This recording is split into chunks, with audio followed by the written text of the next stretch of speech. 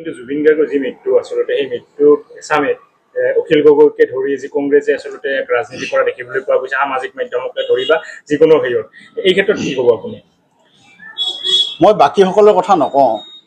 অখিল গগৈ ডাঙৰীয়াৰ লগত মই সুদীৰ্ঘদিন একেলগে আছিলোঁ আৰু অখিল গগৈ ডাঙৰীয়াই জুবিন গাৰ্গৰ বিৰুদ্ধে কি ষড়যন্ত্ৰ কৰিছিল মই নিজে তাৰ প্ৰত্যক্ষদৰ্শী আছিলোঁ।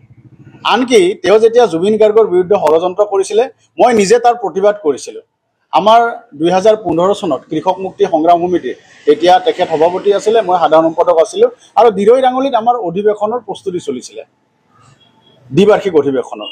আৰু তাৰ স্থানীয় ৰাইজে, দিৰৈ ডাঙলিবাসী ৰাইজে, মৰাণবাসী ৰাইজে আমাক অনুৰোধ জনাইছিলে, আদৰণি সমিতিয়ে অনুৰোধ জনাইছিলে যে আমাৰ অধিৱেশনত, কৃষক মুক্তি সংগ্ৰাম সমিতিৰ অধিৱেশনত জুবিন গাৰ্গ ডাঙৰীয়াক আমি শিল্পী হিচাপে আমন্ত্ৰণ জনাব লাগে।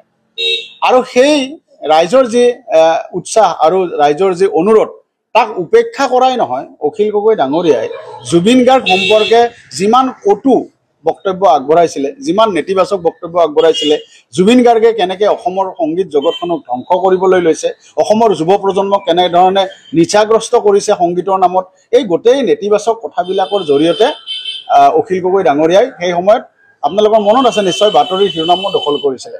জুবিন গাৰ্গ ফেন ক্লাবে তেওঁক গৰিহণা দিছিলে, বিভিন্ন ঠাইত প্ৰতিকৃতিও দাহ কৰাৰ দৰে পৰিস্থিতি হৈছিলে।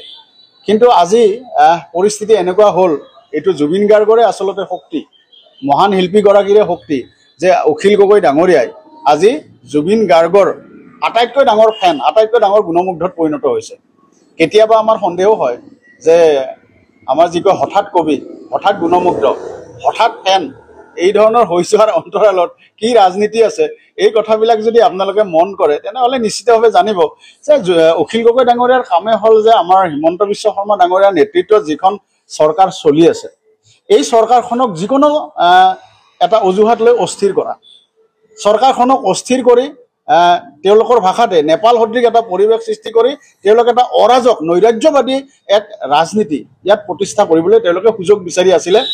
আৰু হঠাৎ ফেন হৈ যোৱা অখিল গগৈ ডাঙৰীয়াই তেখেতে ইয়াৰ নেতৃত্ব দিছে। কিন্তু আপোনালোকে দেখিলে অসমৰ জনতাই তেল আৰু পানী চিনি পায়। আপুনি বিচৰা বাতৰি পাব কেৱল নিউজ 18 এপত।